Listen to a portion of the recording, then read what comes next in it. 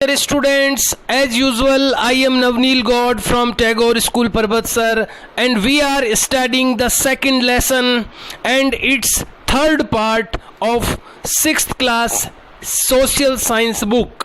हम लोग स्टडी कर रहे हैं 6th क्लास की सोशल साइंस बुक में से सेकंड लेसन और उसका third part. As you watched in the previous videos, जैसा कि आप पहले के वीडियो में देख चुके हैं, the lesson's name is from hunter gatherers to farmer. It is about the primitive human. ये एक पुरातन जो मानव था, जब सृष्टि का प्रारंभ हुआ था, जब मानव सभ्यता की शुरुआत हुई थी, वहाँ से जब हम मानव सभ्यता को देखते हैं, ह्यूमन कल्चर को देखते हैं, तो पुराने समय में एकदम शुरुआत में मनुष्य एक शिकारी था, एक चीज़ों को इकट्ठा करने वाला था, इसलिए उसको हंटर गैदरर कहा गया. और वहाँ से आगे बढ़ कर के बाद में उसने खेती करना सीखा और फार्मर बना, किसान बना. तो इस लेसन में हम लोग पढ़ रहे हैं हंटर गैदरर से फार्मर बनने की कहानी. How the man become a farmer from the Hunter and gatherer. कैसे एक जो मनुष्य था वो किसान बना, कैसे उसने खेती करना सीखा, कैसे उसने एक जगह रहना सीखा. हंटर गैदरर से, हंटर गैदरर यानी शिकारी और चीज़ों को इकट्ठा करने वाली पोजीशन से, और फार्मर वाली पोजीशन में वो कैसे आया. We are studying about these things. इन चीज़ों के बारे में हम इस लेसन में स्टडी कर रहे हैं. And we have studied 2 pages of this lesson in previous videos. पिछले वीडियोस में हम 2 पेजेज इसके पढ़ चुके हैं, and it is the third page and also the third part of this lesson. ये हम लोग आज पढ़ने जा रहे हैं थर्ड पेज इस लेसन का, और जो कि थर्ड पार्ट भी है इस लेसन का. I have posted 2 videos already for you of this lesson. इस लेसन के 2 वीडियोज़ पहले ही मैं आपके लिए पोस्ट कर चुका हूँ, and it is the third one. ये तीसरा वीडियो है. Let us start today's video and today's part of lesson. आइए शुरू करते हैं आज का वीडियो, आज का लेसन का part. And look on the screen carefully. Screen पर देखिए carefully what is written here. क्या यहाँ पर लिखा हुआ है. Let's start. आइए शुरू करते हैं. The stone age. Stone age यानी पाषाण युग. हिंदी में इसको पाषाण यानी पत्थरों का युग. हम लोग डिस्कस कर चुके हैं इसके बारे में पिछले वीडियोस में. जिन लोगों ने पिछले वीडियोस देखे हैं, they can understand all of these. वो सब ये चीज़ें समझ सकते हैं. Who did not watch the previous videos, they can have the difficulties to understand these things. उन लोगों को चीज़ें समझने में प्रॉब्लम आ सकती है जिन्होंने पिछले वीडियो नहीं देखे हैं. So I want to suggest all of you that you should watch all the videos. Don't miss any single video. एक भी वीडियो आपको मिस नहीं करना चाहिए. रेगुलर आपको वीडियो देखने चाहिए ताकि आप लेसन को कंटिन्यू अंडरस्टैंड कर सकें, लगातार समझ सकें. And it is written as it is written. जैसे कि यहाँ पर लिखा हुआ है द स्टोन एज, पाषाण युग. हम लोग किस समय की बात कर रहे हैं? हम उस समय की बात कर रहे हैं जब मनुष्य को लिखना पढ़ना नहीं आता था. उस समय को प्री हिस्टोरिक एज भी कहा जाता है, और उसको एक दूसरा नाम जो दिया गया वो है स्टोन एज, पत्थरों का युग. क्योंकि उस ज़माने में जो मनुष्य के पास में जो सबसे जो इजी जो टूल था, जो सबसे आसान जो चीज़ थी, जिससे वो अपने वो औजार भी बनाता था, जिससे वो अपनी रक्षा भी करता था, कई चीज़ें वो कर पाता था, और वो जो सबसे आसान चीज़ थी उसके पास वो थी पत्थर, स्टोन. तो उस ज़माने में वो जो ज़माना था, उस प्री हिस्टोरिक भी जिसको कहा जाता है, जब मनुष्य पढ़ना लिखना नहीं जानता था, तो उस ज़माने में पत्थरों का बड़ा इम्पोर्टेंस रहा. पत्थरों का युग उसको कहा जाता है. तो ये पत्थरों का जो युग है इसको स्टोन एज, प्रस्तर युग या पाषाण युग हिंदी में कहते हैं, इंग्लिश में स्टोन एज. इट्स फेजेस, इसके खंड, इसके स्टोन एज जो है, ये जो पत्थरों का युग है, बहुत लंबा युग है. ये हजारों लाखों वर्षों का युग है. ये इसलिए ये बहुत लंबा युग है। इसको 3 भागों में बांटा गया है। पत्थरों के युग को भी, जो स्टोन एज है, उसको भी 3 पार्ट्स में डिवाइड किया गया है। द प्री हिस्टोरिक पीरियड, जिसको मैंने अभी आपको बताया था कि इसके 2 नाम हैं। एक तो प्री हिस्टोरिक पीरियड भी इसको कहा जाता है, क्योंकि उस समय मनुष्य को पढ़ना लिखना नहीं आता था, तो वो जो टाइम था वो प्री हिस्टोरिक एज भी कहते हैं, और उसी को स्टोन एज भी कहते हैं। दोनों ही नाम हैं इसके, इस टाइम के।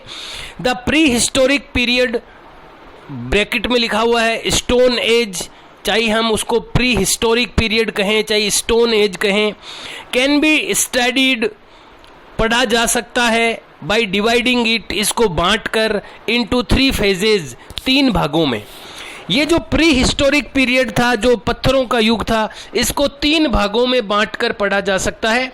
फर्स्ट इज पैलियोलिथिक एज, जिसको ओल्ड स्टोन एज कहते हैं। मैं फिर एक बार समझाना चाहूँगा, ये जो एज था, ये जो युग था, इसको 3 भागों में बांटा गया। एक तो ओल्ड यानी सबसे पुराना, फिर मिडल यानी बीच का, और फिर न्यू यानी उस एकदम बाद वाला। तो 3 भाग इसके किए गए। एक तो सबसे पुराना, फिर बीच का, और फिर सबसे बाद का। पुराने वाले को ओल्ड कहा गया है, बीच वाले को मिडल कहा गया है, और सबसे लास्ट वाले को न्यू कहा गया है। इनके अलग से भी नाम दिए गए हैं। सबसे पुराना जो पार्ट बनाया गया है, सबसे पुराना जो काल इस स्टोन एज में जो सबसे पुराना जो समय बताया गया है, वो पैलियोलिथिक कहलाता है।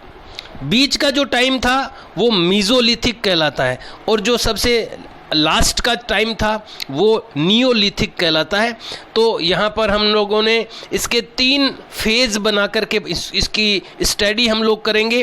फर्स्ट फेज इज पैलियोलिथिक, जिसको ओल्ड स्टोन एज भी कहते हैं। सेकंड मीजोलिथिक, जिसको मिडिल स्टोन एज कहते हैं। और नियोलिथिक एज यानी नवपाषाण युग, न्यू स्टोन एज भी इसको कहते हैं।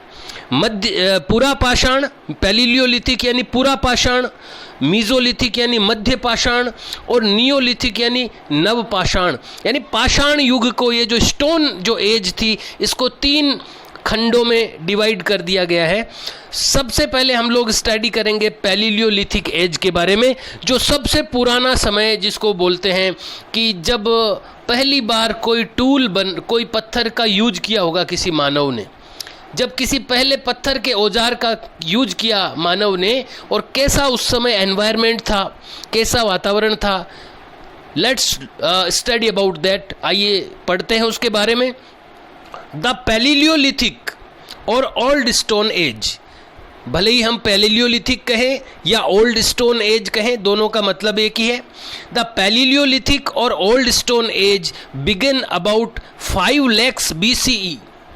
ये शुरू हुआ 5 लाख वर्ष पहले, BCE, बिफोर क्राइस्ट इरा। यानी ये जो अपन नॉर्मली जो ईसा से पहले का जो समय हम लोग बताते हैं, उसको BC से बताया जाता है। ई का मतलब इरा है, समय।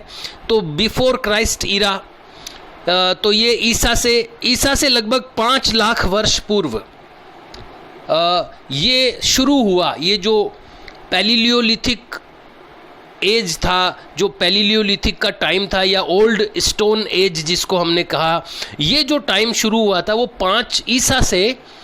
ईसा क्राइस्ट से 5 लाख वर्ष पहले ये शुरू हुआ, एंड एंडेड अबाउट 10,000 BCE। ईसा से 10,000 साल पहले तक ये चला। अब सोचिए, लगभग 5 लाख वर्ष का ये टाइम था।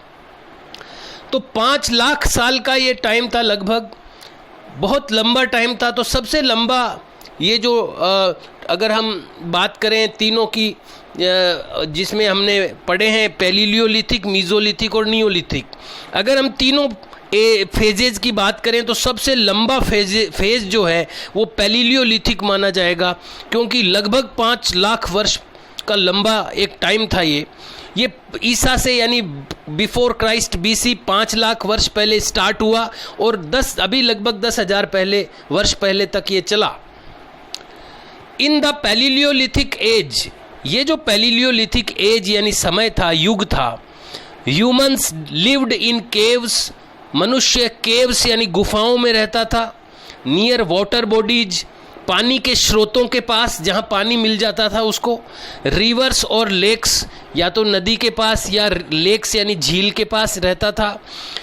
दे हंटेड, वे शिकार करते थे, वाइल्ड एनिमल्स, जंगली जानवरों का, एंड गैदर्ड, और इकट्ठा करते थे, फ्रूट्स, फलों को, एंड वाइल्ड बेरीज, और जंगली बेर को, यानी फ्रूट्स और जंगली बेरों को, बेरीज को वो गैदर करते थे, इकट्ठा करते थे और शिकार करते थे। हंटेड यानी शिकार करते थे वाइल्ड एनिमल्स का, जंगली जानवरों का, और चीज़ों को इकट्ठा करते थे उस जमाने के लोग। ए वेराइटी ऑफ टूल्स, जो टूल्स यानी औजारों की जो वेराइटी है, वेराइटी यानी अलग अलग प्रकार हैं, औजारों के, टूल्स के जो अलग अलग प्रकार हैं, from paleolithic age, paleolithic age से have been unearthed by archaeologists. Archaeologist बार बार आ चुका है। आर्कियोलॉजिस्ट वो लोग होते हैं जो पुरातत्व की जानकारी जुटाते हैं, पुराने समय की जानकारियाँ जुटाते हैं, खोदते हैं, नई नई खोजें करते हैं, वो आर्कियोलॉजिस्ट कहलाते हैं। हिंदी में पुरातत्व विज्ञानी कह सकते हैं। तो आर्कियोलॉजिस्ट ने अनअर्थड यानी खोदे हैं, जो औजार खोदे हैं उस ज़माने के। भाई कैसे पता चलता है उन लोगों के बारे में? तो ज़मीन में से जब खुदाई होती है तो कई चीज़ें निकलती है, उसके आधार पर चीज़ों का पता चलता है। तो आर्कियोलॉजिस्ट ने पैलियोलिथिक ज़माने के जो टूल्स खोदे हैं, जो उस ज़माने के टूल्स मिले हैं ज़मीन के नीचे से, अनअर्थड यानी खोद कर निकाले हैं। कौन कौन सी चीज़ें निकली है उस ज़माने की? क्लब्स यानी गदा, आपने देखा होगा, हनुमान जी की गदा देखी होगी आपने, जिसको हम लोकल लैंग्वेज में घोटा कहते हैं। तो वो गदा पत्थर की, स्क्रैपर्स यानी खुरचने वाला पत्थर, चॉपर्स यानी काटने के लिए, हैंड एक्स यानी हाथ की कुलाड़ी, बाउज यानी धनुष, और एरोज यानी तीर, बाउज एंड एरोज यानी धनुष और बाण। तो ये जो चीज़ें थी, ये पैलियोलिथिक एज के ज़माने की चीज़ें जो आर्कियोलॉजिस्ट है उन्होंने अनअर्थड यानी ज़मीन में से खोद करके निकाली है। The palaeolithic age have been further divided into 3 distinct periods. अब ये पैलियोलिथिक जो एज था, जो ज़माना था, ये बहुत बड़ा था, 5 लाख वर्ष का ज़माना था, टाइम था। तो इसको फिर 3 भागों में बांट दिया है। ये जो पैलियोलिथिक है, the palaeolithic age has been further divided, further यानी और आगे इसको डिवाइड कर दिया गया है इनटू 3 डिस्टिंक्ट यानी विशिष्ट पीरियड्स यानी कालों में, समय अंतराल में।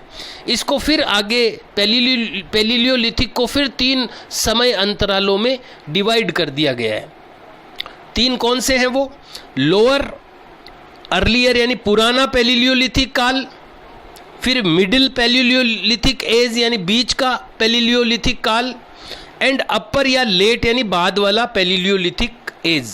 ऐसे पैलियोलिथिक यानी ये जो स्टोन एज जिसको जो पैलियोलिथिक जिसको बोला है, या ओल्ड स्टोन एज जिसको बोल रहे हैं अपन, उसके भी 3 पार्ट बना दिए हैं, old, middle and earlier.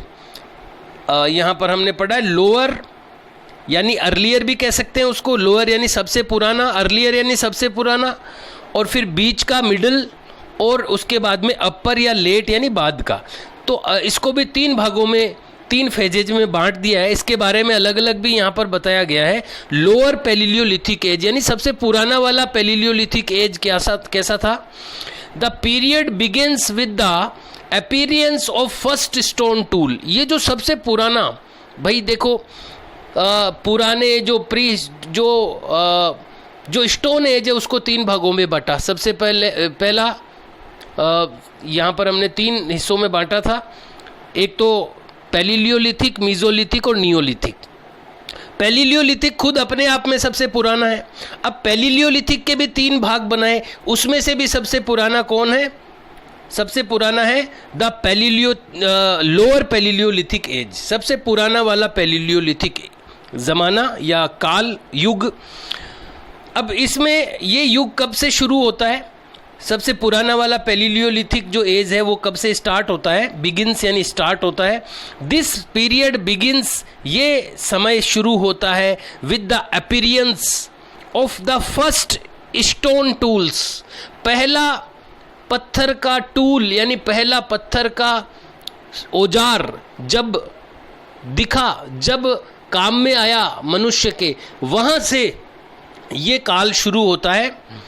During this period, इस पीरियड के दौरान many parts of the earth, धरती के कई हिस्से वर कवर्ड, ढके हुए थे, विद आइस, बर्फ से, and climate during this period, climate conditions were cold, icy and harsh, यानी वो ज़माना था जब धरती के कई हिस्से बर्फ से ढके थे और जो क्लाइमेट कंडीशन थी यानी जलवायु की जो स्थिति थी, वर कोल्ड, वो ठंडी थी, आइसी यानी बर्फ से भरी हुई थी, और हार्श यानी बहुत ही कठोर थी।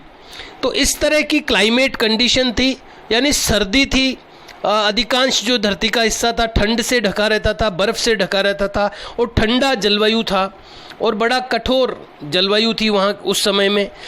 This era is also called the ice age, इस युग को बर्फ युग भी कहते हैं, आइस एज भी कहते हैं, क्योंकि बर्फ से ढकी हुई थी अधिकांश धरती। द अर्लीस्ट स्टोन टूल्स, जो सबसे पुराने पत्थर के औजार, वर कोबल्ट फ्लेक, वो कौन कौन से थे उस जमाने में?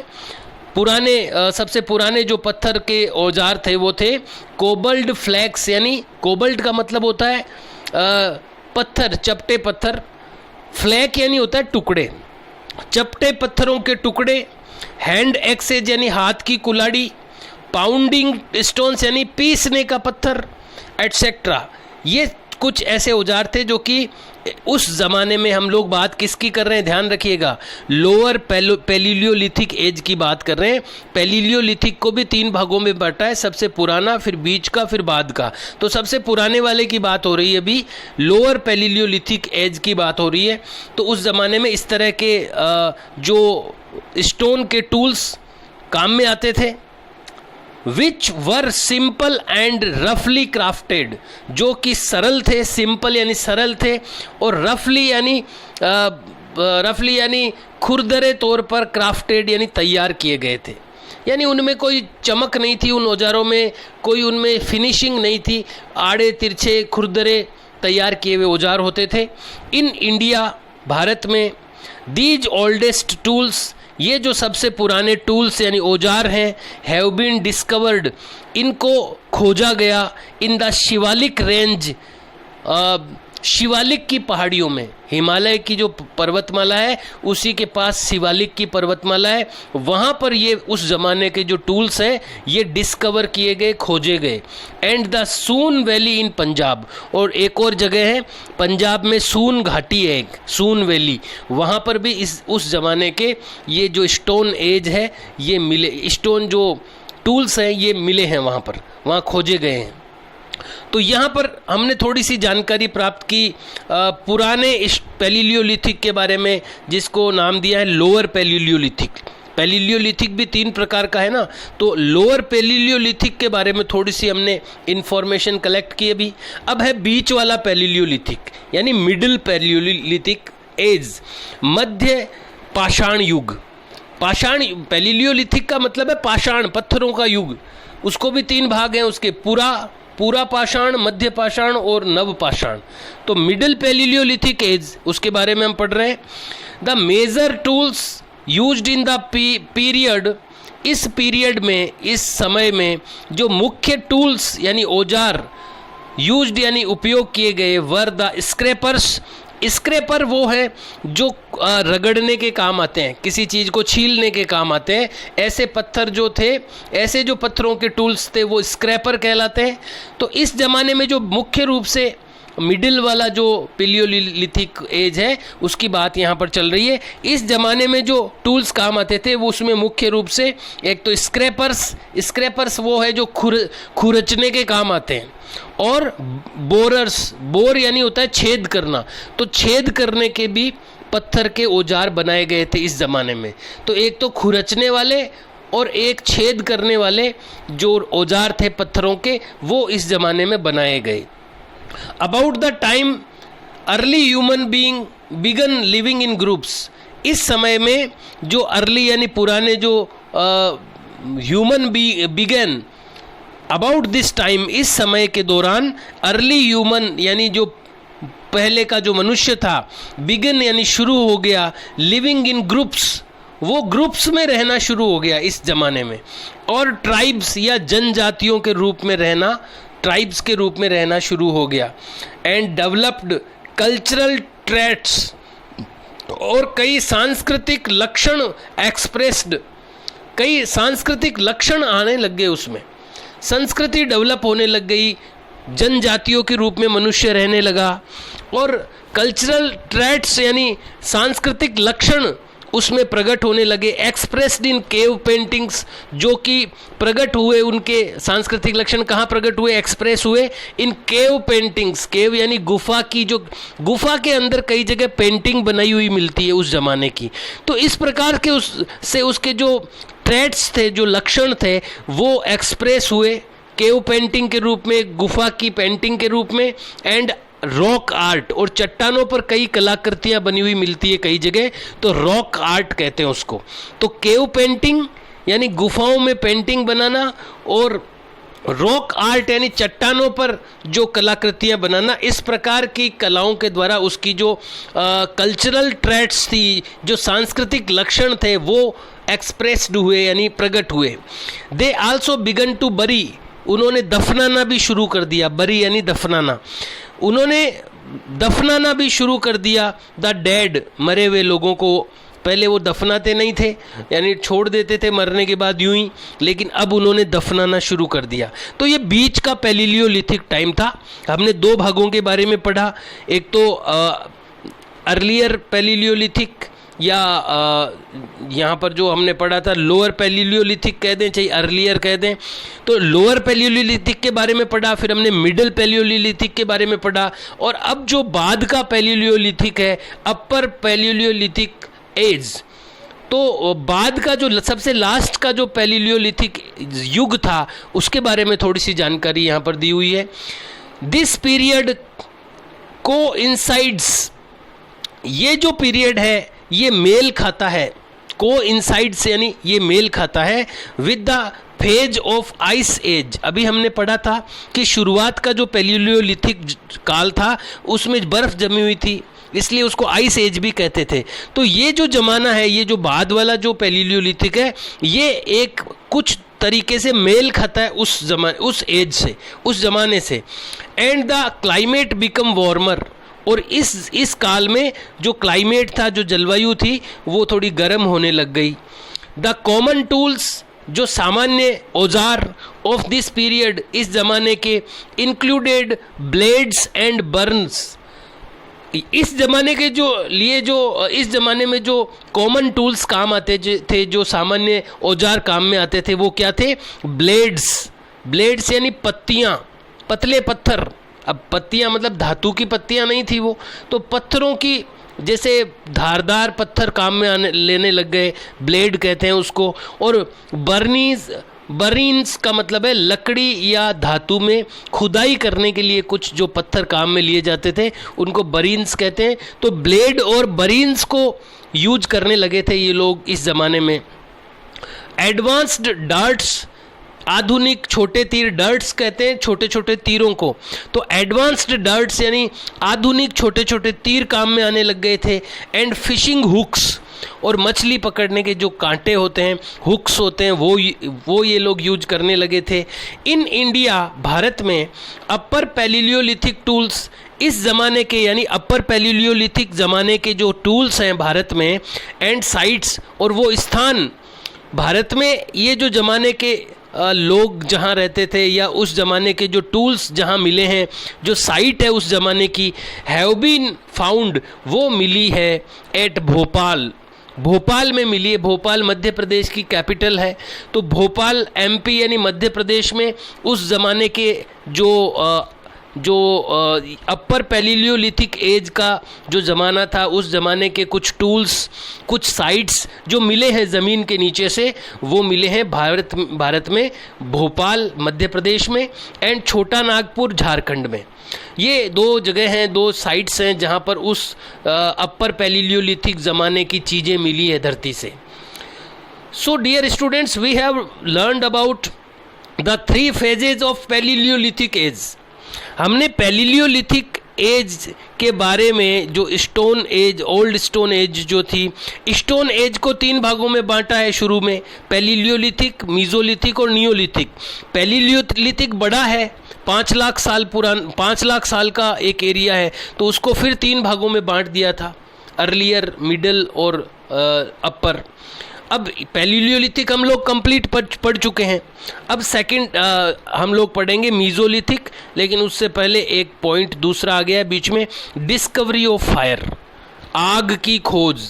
डिस्कवरी यानी खोज आग की। यहाँ पर एक छोटा सा अलग से बॉक्स दे रखा है, इसको पहले हम पढ़ लेते हैं।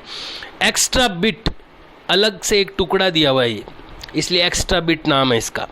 फ्लिंट, एक फ्लिंट पत्थर होता है जिसको चकमक का पत्थर कहते हैं, जिसको रगड़ करके आग की चिंगारी निकलती है, तो फ्लिंट कहते हैं उसको। Flint is a hard, flint क्या है? फ्लिंट है एक हार्ड यानी कठोर, ग्लासी यानी चिकना, काइंड ऑफ रॉक, चट्टान का एक प्रकार है। ये एक ऐसी चट्टान है ये फ्लिंट जो हार्ड होती है, कठोर होती है और ग्लासी यानी चिकनी होती है। इट वॉज कॉमनली यूज्ड, यह सामान्य तौर पर यूज की जाती है, टू मेक स्टोन टूल्स, पत्थर के औजार बनाने के काम आती है ये। During the stone age, stone as जिसके बारे में हम पढ़ रहे थे, पैलियोलिथिक भी कह सकते हैं इसको, तो पैलियोलिथिक ज़माने में या स्टोन एज में ये जो चट्टान है, फ्लिंट जिसका नाम है, ये पत्थर के औजार बनाने के काम में आती थी, टूल्स बनाने के काम में आती थी। Flint breaks into thin, flint को तोड़ा जाता था, इनटू थिन यानी पतले, शार्प, शार्प यानी तीखे, स्प्लिंटर्स यानी किरचों में।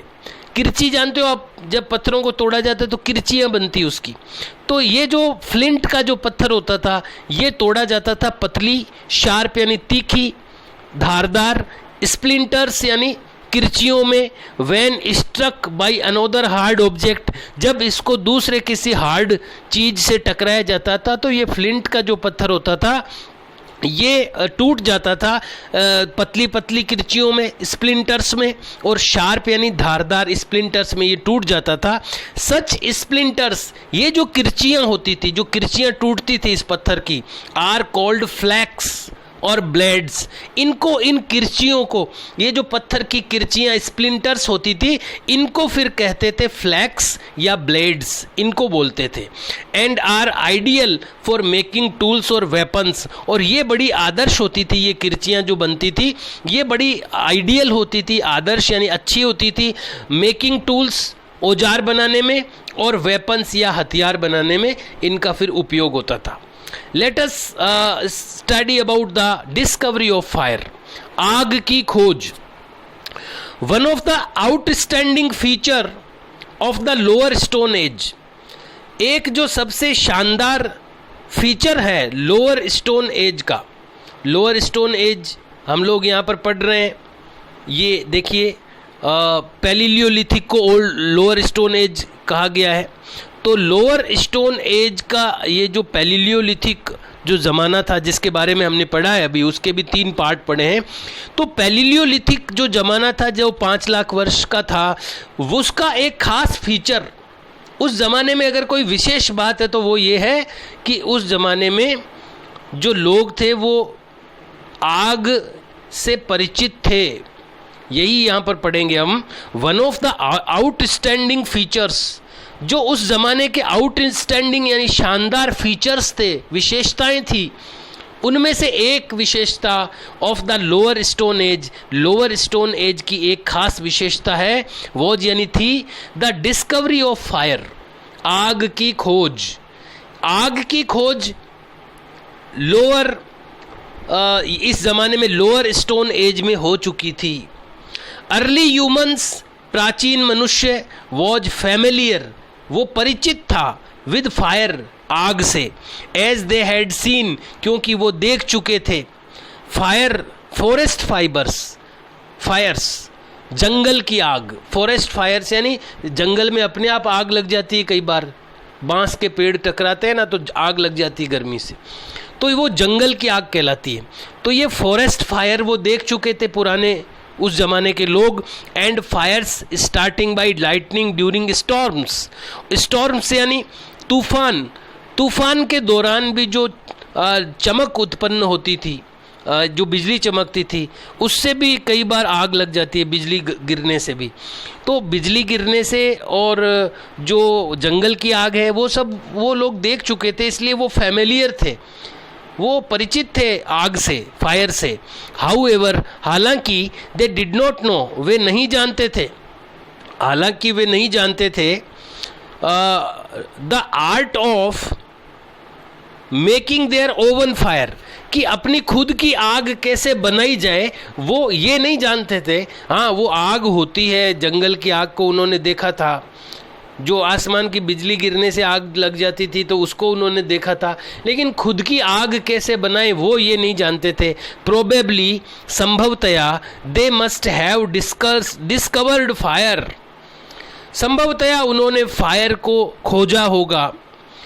एक्सीडेंटली, दुर्घटनावश, व्हेन रबिंग टू स्टोन्स, जब वो रगड़ रहे थे दो पत्थर, टुगेदर, साथ में, over A pile of dry grass, किसी सूखी, पाइल यानी ढेर, किसी ड्राई ग्रास यानी सूखी घास के ढेर पर, पाइल पर वो जब किन्हीं दो पत्थरों को रब कर रहे होंगे, रगड़ रहे होंगे, तो कोई चिंगारी वहाँ गिर गई होगी पत्थरों से रगड़ करके और वहाँ आग लग गई होगी। तो उस तरह की जो एक तरह का एक्सीडेंट था, उसमें से उन्होंने आग की खोज की होगी, उन्होंने डिस्कवर किया होगा आग को। The controlled use of fire, अब आग पैदा होना अलग चीज़ है, लेकिन उसका अपन यूज कब कर सकते हैं, जब वो कंट्रोल में रहे। अब कोई मान लो कहीं आग लगी हुई है तो उस पर आप खाना थोड़ी बना सकते हो, तो खाना तो उसी आग से लगे बनेगा जो आपके कंट्रोल में है। तो the controlled use of fire, आग का controlled use helped early human, वो जो प्राचीन मनुष्य थे उनको आग के कंट्रोल्ड यूज ने कुक देयर फूड, उन्होंने उससे अपना भोजन पकाया। प्रोटेक्ट देम सेल्वेज, अपने आप को प्रोटेक्ट किया, सुरक्षित किया। फ्रॉम वाइल्ड एनिमल्स, जंगली जानवरों से।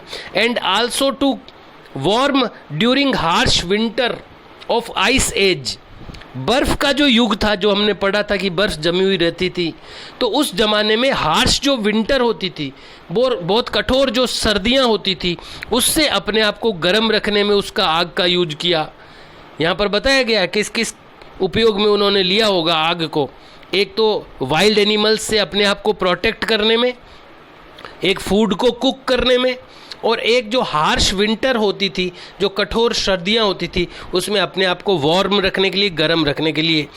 The earliest evidence of controlled use of fire, आग के कंट्रोल्ड यूज यानी नियंत्रित उपयोग का जो एविडेंस है, जो सबूत है, सबसे पुराना सबूत, जो अर्लीस्ट एविडेंस है, जो सबसे पुराना सबूत है आग के ऊपर कंट्रोल्ड यूज का, कि उस ज़माने के मनुष्य ने कंट्रोल्ड यूज शुरू कर दिया था आग का, नियंत्रित उपयोग शुरू कर दिया था आग का। इसका जो सबसे अर्लियर एविडेंस है, सबसे पुराना जो सबूत है, हैज़ बीन फाउंड, ये मिल चुका है at the lower Palaeolithic site. एक लोअर पैलियोलिथिक साइट है जहाँ से उस तरह की चीज़ें मिली है, वो साइट कहलाती है। कहाँ? द गेशर बैनोट यागोव, एक इस जगह का नाम है येशर गैनोट यागोव। कहाँ है ये? इन इज़राइल। इज़राइल में ये जो जगह है गेशर बैनोट यागोव, ये जो जगह है इज़राइल देश में, यहाँ पर पहला सबूत मिला है कि मनुष्य ने इतने लाख साल पहले आग का कंट्रोल्ड यूज स्टार्ट कर दिया था। इसका पहला सबूत इस जगह इज़राइल जो देश है वहाँ पर, इस जगह पर मिला था। चेयर्ड वुड यानी जली हुई लकड़ी, एंड सीड्स यानी बीज, जली हुई लकड़ियाँ और बीज वर रिकवर्ड मिले थे फ्रॉम हियर, यहाँ इस स्थान से, which have been dated 7,90,000 years ago, जो कि लगभग 7,90,000 वर्ष पुराने थे। तो 7,90,000 वर्ष पुरानी जली हुई लकड़ियाँ और बीज, वहाँ से इजराइल का जो ये स्थान है बैनोट गेशेर बैनोट यागोव, ये जो स्थान है इजराइल देश का, वहाँ पर जो अर्लियर एविडेंस है, जो सबसे पुराना सबूत है, वो वहाँ से मिला था कि उस जो अर्लियर मैन थे, जो सबसे प्राचीन लोग थे, उन्होंने कंट्रोल्ड यूज शुरू कर दिया था फायर का। और उन्होंने कंट्रोल्ड यूज कब कर सकता है कोई आदमी, जब उसकी खोज की होगी। तो मानव ने 7,90,000 वर्षों पहले आग की खोज कर चुका था वो, इससे ऐसा प्रूव भी होता है। Dear students, we have studied today about the Paleolithic age and discovery of fire. आज हमने स्टडी की है पैलियोलिथिक एज के बारे में और डिस्कवरी ऑफ फायर यानी आग की खोज के बारे में। Dear students, we will study the Mesolithic age and Neolithic age in next video. अगले वीडियो में हम इनके बारे में भी पढ़ेंगे। मीजोलिथिक एज यानी मध्य पाषाण युग, बीच का पाषाण युग, और आधुनिक पूरा नव पाषाण युग यानी सबसे लास्ट का पाषाण युग। पाषाण युग यानी जिसको हम लोग यहाँ पर स्टोन एज कह रहे हैं, जो पत्थरों का युग था, जहाँ सब कुछ पत्थरों का होता था, हर चीज़ पत्थरों की होती थी। वो जो एक युग था एज कहलाता है, एज यानी युग। तो जो पत्थरों का युग था उसको स्टोन एज कहा गया है। और स्टोन एज को 3 भागों में बांटा गया है। एक तो पैलियोलिथिक यानी ओल्ड स्टोन एज, पुराना, सबसे पुराना स्टोन एज, फिर बीच का स्टोन एज मीजोलिथिक एज, और सबसे बाद का न्यू स्टोन एज जिसको नियोलिथिक एज कहा है। तो हमने आज सबसे पुराना जो पैलियोलिथिक एज है, जो ओल्ड स्टोन एज कहलाता है, जो सबसे पुराना है, जो कि सबसे बड़ा भी है, पुराना है फिर सबसे बड़ा भी रहा है, वो लगभग 5 लाख वर्ष पुराना। तो इस तरह का ये जो सबसे ओल्ड स्टोन एज था, जिसमें मनुष्य ने फायर की डिस्कवर की, आग की खोज की, और उसने कई सारे टूल्स यूज करता था वो स्टोन से बने हुए, और कहाँ कहाँ अपने इंडिया में ये मिला है। तो इस तरह की काफ़ी इन्फॉर्मेशन हमने ओल्ड स्टोन एज यानी पूरा पाषाण युग के बारे में पढ़ी है, जिसको पैलियोलिथिक एज भी कहते हैं। और अगले दो स्टोन एज हैं, जो कि मिडिल स्टोन एज यानी मध्य का पाषाण युग, और न्यू स्टोन एज, ये जो आगे के 2 स्टोन एज हैं, इनके बारे में हम नेक्स्ट वीडियो में स्टडी करेंगे। Dear students, I want to suggest you one thing.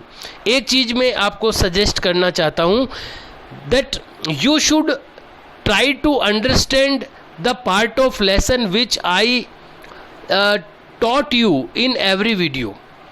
जो मैं आपको पढ़ा दिया, मैंने जो लेसन का पार्ट पढ़ा दिया है किसी भी वीडियो में, वो आपको समझने की कोशिश करनी चाहिए, आपको खुद भी पढ़ना चाहिए। Books are available on the shop पर बुक्स अवेलेबल है।